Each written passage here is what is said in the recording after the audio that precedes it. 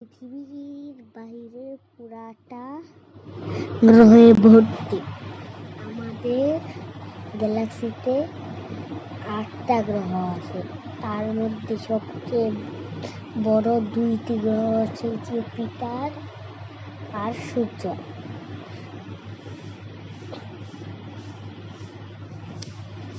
তার মধ্যে সবচেয়ে ছোট গ্রহ হলো সূর্যের পাশে গ্রহটি। সেটি অনেক গরম গ্রহ।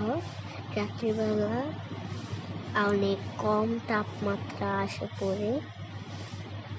আজকে জানবো কয়েকটি গ্রহে নামলে আমাদের কি আমাদের কাছে তো কোনো ভিডিও নেই, তার জন্য আমাদেরকে হাতে এন্টিং করতে হয়। চলুন দেখি। এই যে দেখতে পাচ্ছেন আমাদের 8টাই গ্রহ। এই 8টা গ্রহের তথ্য আমি জানি না। আমি একটা ছোট বাচ্চা, জানতে চাইলে পরের বার যান।